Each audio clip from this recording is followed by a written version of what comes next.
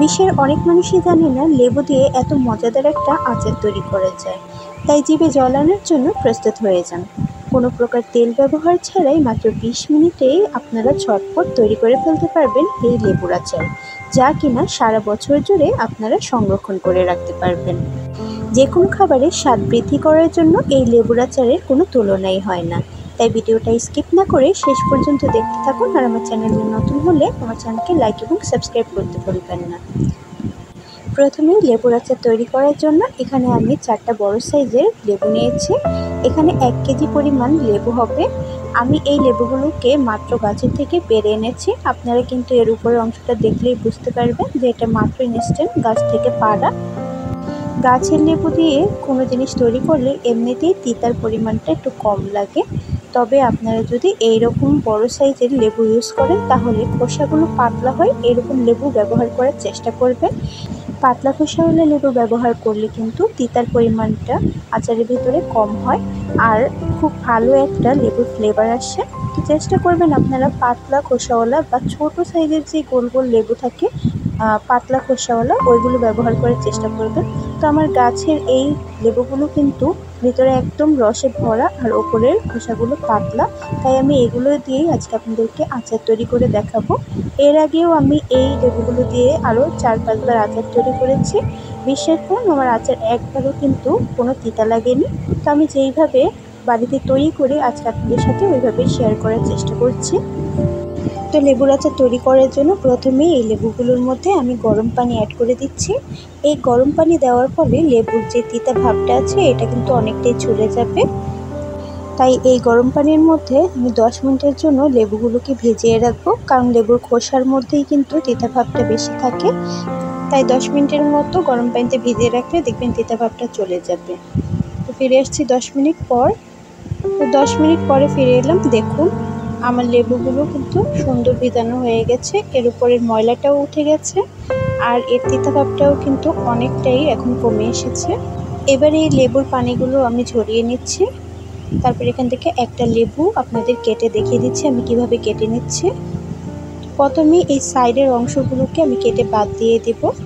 এই সাইডের অংশগুলো কিন্তু আমরা ইউজ করতে পারবো না। এবার মাঝ বরাবর 2 টুকরো করে আমি কেটে নেব। তারপরে আবার একটা পাশকে আমি আবার 2 টুকরো করে কেটে নেব।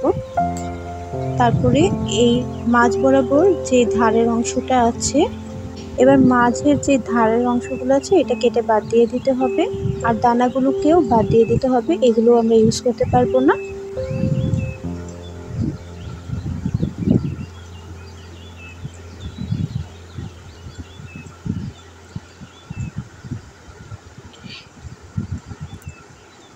এবার এই লেবুর অংশটাকে আমি 2 টুকরো করে কেটে নেব।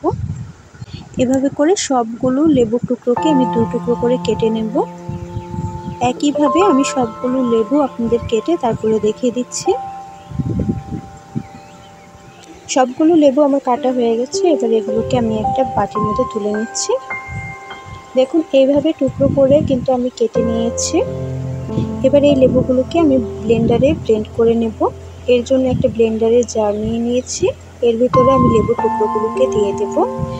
আর যেহেতু এটার ভিতরে অনেকটা পরিমাণ পানি থাকে তাই এক্সট্রা করে আমি কোনো পানি ব্যবহার করব না, সরাসরি এটাকে ব্লেন্ড করে নিচ্ছি। তো এই তো আমি এভাবে ব্লেন্ডারে এই লেবুগুলোকে ব্লেন্ড করে নিয়েছি। এবার এখানে একটা ছোট কড়াই নিয়েছি, এর ভিতরে আমি একটা বাটির মাপ করে তারপরে এই লেবুর পিউরিগুলোকে নিয়ে নেব। তো এই বাটির যতটুকু পরিমাণ পিউরি হবে ততটুকু কিন্তু আমরা চিনি অ্যাড করব, তাই বাটি মেপে নিলে আমাদের জন্য সুবিধা হবে। তো এই বাটির আমার 2.5 বাটি পরিমাণ কিন্তু লেবুর পিউরি হয়েছে, দেখতেই পাচ্ছেন। লেবুগুলো দেখতে পাচ্ছেন কতটা সুন্দরভাবে মিশে গেছে। এবার এর মধ্যে আমি কিছু মশলা অ্যাড করে দিচ্ছি।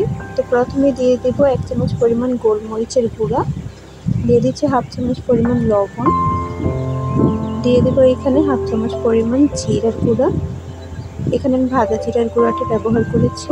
দিয়ে দিচ্ছি 1/2 চা চামচ পরিমাণ এখানে লাল মরিচের গুঁড়া, আর দিয়ে দেবো এখানে আমি 2টো চিলি ফ্লেক্স। এখানে যেহেতু আমি চিলি ফ্লেক্স আর গোলমরিচ ব্যবহার করেছি তাই গোলমরিচের পরিমাণটা কমিয়ে দিয়েছি, আপনারা চাইলে আরও বাড়িয়ে দিতে পারেন। এবার সবগুলো মশলা একসাথে মিশিয়ে আমি চুলায় বসিয়ে দেব। তারপর চুলার আঁচটা মিডিয়ামে রেখে এই আচারটা তৈরি করে নিতে হবে। প্রথমে 5-6 মিনিটের মতো এটাকে মিডিয়াম আঁচে ভালো করে জাল করতে হবে যতক্ষণ না এর পানিটা শুকিয়ে যাচ্ছে। কিছুক্ষণ জাল করার পরেই দেখবেন এর পানিটা একদম শুকিয়ে এসেছে। এখানে কিন্তু কোনো প্রকার তেল বা পানি অ্যাড করা যাবে না। এইভাবে এটাকে মিডিয়াম আঁচে নেড়ে ছেড়ে তারপরে জাল করে নিতে হবে। আর কিছুক্ষণ পরে কিন্তু এটাকে নেড়ে চেড়ে দিতে হবে যাতে করে নিচে লেগে না যায়। কিছুক্ষণ জাল করার পরে দেখুন আমার লেবুর পিউরিটার থেকে পানিটা কিন্তু অনেকটাই শুকিয়ে গেছে। এবার এই পর্যায়ে এখানে আমি চিনি অ্যাড করে দেব। যেহেতু আমি 2.5 বাটি পরিমাণ এখানে লেবুর পিউরি নিয়েছি, তাই 2.5 বাটি পরিমাণ এখানে চিনি অ্যাড করে দেব। চিনিটা দেওয়ার পরে কিছুক্ষণ পরে চিনিটা গলে পিউরিটা একেবারে পাতলা হয়ে যাবে। তারপরে এটাকে কিন্তু অনবরত নাড়তে হবে, কারণ যেহেতু এখানে কোনো প্রকার পানি বা তেল ব্যবহার করা হয়নি, তাই শুধু চিনি গলে কিন্তু নিচে লেগে যেতে পারে। তাই চুলার আঁচটা একদম লোতে রেখে তারপর অনবরত নেড়ে ছেড়ে এই আচারটাকে জাল করে নিতে হবে। দেখুন দেওয়ার সাথে সাথেই কিন্তু চিনিটা গলে একদম পিউরিটা পাতলা হয়ে গেছে। যত এই আচারটা আপনি জাল করবেন তত দেখবেন কালারটাও চেঞ্জ হয়ে আসছে আর পিউরিটাও আস্তে আস্তে করে ঘন হয়ে যাচ্ছে। তো এই পর্যায়ে যদি আপনার মনে হয় যে আচারের মধ্যে লবণ কিছুটা কম হয়েছে, তাহলে আপনি লবণ বা মরিচের গুঁড়ো এগুলো অ্যাড করে নিতে পারেন। দেখুন 5-6 মিনিট আরও জাল করার পরে পিউরিটা কিন্তু একদম ঘন হয়ে গেছে। এবার আমি চুলা থেকে নামিয়ে নেব, নাহলে ঠান্ডা হওয়ার পরে পিউরিটা কিন্তু আরও বেশি ঘন হয়ে যাবে। দেখুন দেখে কিন্তু একদম বোঝাই যাচ্ছে না এটা লেবুর আচার কতটা সুন্দর আর লোভনীয় মনে হচ্ছে। তো এবার চুলা থেকে নামিয়ে আমি পরিবেশন করে আপনাদেরকে দেখিয়ে দিচ্ছি। তো এরকম একটা কাচের বয়মের মধ্যে আমি আচারটাকে ঠান্ডা করার পরে ঢেলে নিচ্ছি। অবশ্যই আচার কাচের বয়মে রাখার চেষ্টা করবেন, এতে করে কিন্তু সারা বছর জুড়ে এটা ভালো থাকে। আর যেহেতু এটা লেবুর আচার, তাই এখানে কোনো প্রকার ভিনেগার ব্যবহার করার প্রয়োজন নেই, এমনিতেই এটা সারা বছর ভালো থাকবে। তো আশা করছি আমার এই আচারের রেসিপিটি আপনাদের কাছে ভালো লেগেছে। রেসিপিটি যদি ভালো লেগে থাকে তাহলে আমার চ্যানেলকে লাইক এবং সাবস্ক্রাইব করে পাশে থাকা বেল বাটন অন করে দেবেন। আর এরকম নতুন নতুন ভিডিও পাওয়ার জন্য আমার চ্যানেলের পাশেই থাকবেন। দেখা হবে অন্য কোনো ভিডিও নিয়ে। ততক্ষণ সবাই ভালো থাকবেন, সুস্থ থাকবেন। আল্লাহ হাফেজ।